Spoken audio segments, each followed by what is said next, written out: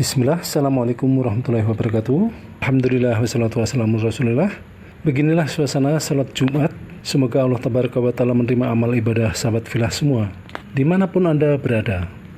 Ada ibrah yang besar apa yang disampaikan khotib dalam khutbahnya. Bagaimana agar hati kita senantiasa bersih. Hati bersih tidak bisa dipisahkan dengan ketakwaan, karena takwa merupakan amalan hati. Takwa sering kita dengar dalam kajian dan percakapan masalah agama. Sebagaimana kalimat ini sangat mudah diucapkan, namun sulit untuk diamalkan. Sebagaimana firman Allah Tabaraka wa Ta'ala, yaitu orang-orang yang menafkahkan hartanya baik di waktu lapang maupun sempit, dan orang-orang yang menahan amarahnya dan memaafkan kesalahan orang lain. Allah menyukai orang-orang yang berbuat kebajikan, dan juga orang-orang yang apabila mengerjakan perbuatan keji atau menganiaya diri sendiri, mereka ingat akan Allah, lalu memohon ampun terhadap dosa-dosa mereka. Dan siapa lagi yang dapat mengampuni dosa selain daripada Allah? Dan mereka tidak meneruskan perbuatan kejinya itu, sedang mereka mengetahui. Quran Surat Al-Imran ayat 134-135. Kemudian Rasulullah SAW bersabda, takwa itu terletak di sini, dan beliau menunjuk ke dada bagian hati beliau sampai 3 kali.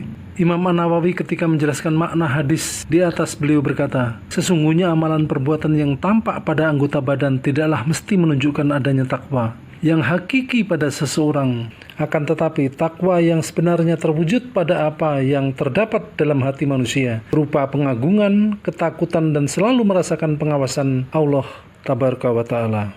Ada sebagian umat Islam yang mengabaikan kewajiban-kewajiban yang ditetapkan Allah, seperti syariat-syariat atau hukum Allah. Tetapi apabila dicela, ia menjawab, takwa itu ada di dalam hati, bukan pada lahiriah. Itu jawaban mereka. Kemudian ia menguatkan alasannya dengan sabda Nabi SAW. Subhanallah. Ada satu kisah para sahabat di zaman Rasulullah SAW, yakni Anas bin Malik radhiyallahu anhu berkata, kami sedang duduk bersama Rasulullah SAW. Maka beliau pun berkata, akan muncul kepada kalian sekarang seorang penduduk surga. Maka muncullah seorang dari kaum Ansor.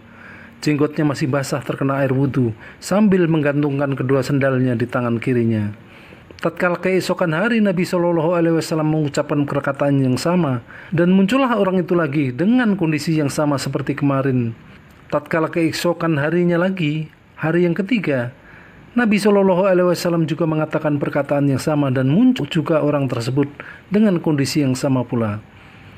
Tatkala Nabi berdiri pergi, maka Abdullah bin Amr bin Al-As mengikuti orang tersebut lalu berkata kepadanya, aku bermasalah dengan ayahku dan aku bersumpah untuk tidak masuk ke rumahnya selama 3 hari. Jika menurutmu aku boleh menginap di rumahmu hingga berlalu 3 hari. Maka orang tersebut menjawab, silahkan. Kemudian Anas bin Malik melanjutkan tuturan kisahnya. Abdullah bin Amr bin Al-As bercerita bahwasanya ia pun menginap bersama orang tersebut selama 3 malam. Namun ia sama sekali tidak melihat orang tersebut mengerjakan sholat malam. Hanya saja jika ia terjaga di malam hari dan berbolak-balik di tempat tidur, maka ia pun berzikir kepada Allah dan bertakbir. Hingga akhirnya ia bangun untuk sholat subuh. Abdullah bertutur, hanya saja aku tidak pernah mendengarkan berucap kecuali kebaikan. Dan tatkala berlalu 3 hari dan berhampir saja aku meremehkan amalannya, maka aku pun berkata kepadanya, wahai hamba Allah, sesungguhnya tidak ada permasalahan antara aku dan ayahku, apalagi boikot. Akan tetapi aku mendengar Rasulullah SAW berkata sebanyak 3 kali bahwa akan muncul kala itu kepada kami seorang penduduk surga. Lantas engkaulah yang muncul, maka aku pun ingin menginap bersamamu untuk melihat apa amalanmu untuk aku teladani. Namun aku tidak melihatmu banyak beramal. Lantas apakah yang telah membuatmu memiliki keistimewaan sehingga disebut-sebut oleh Nabi SAW?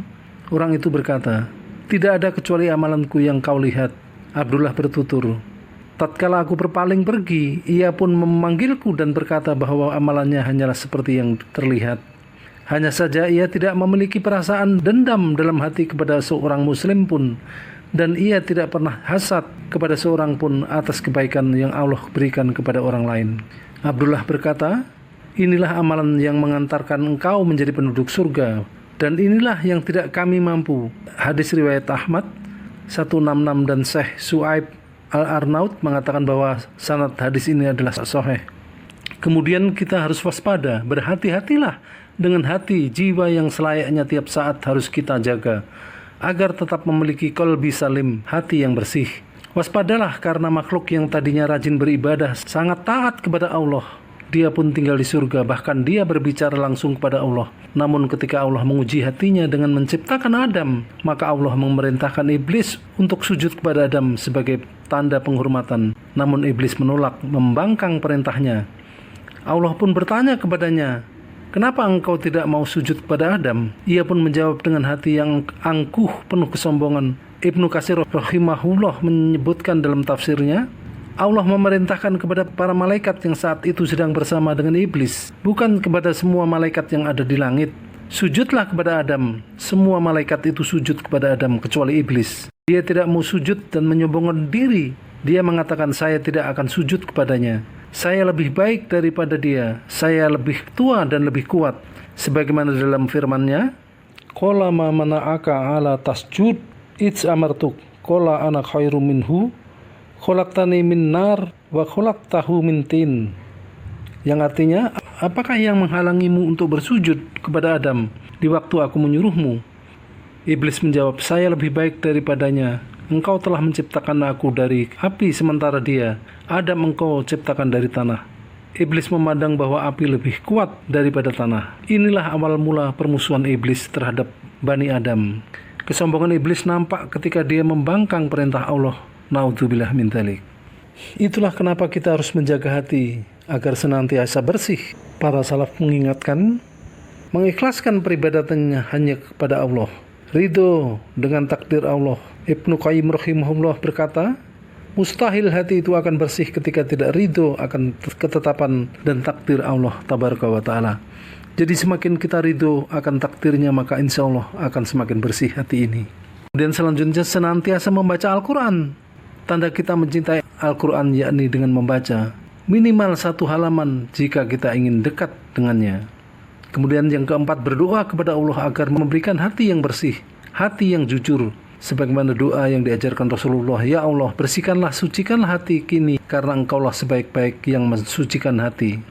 Kemudian yang kelima, berzikir kepada Allah, senantiasa berzikir mengingat Allah. Rasulullah SAW bersabda, perumpamaan orang yang mengingat Allah dan orang yang tidak mengingatnya adalah seperti orang yang hidup dan orang yang mati. Diriwayatkan oleh Imam Bukhari dan Muslim.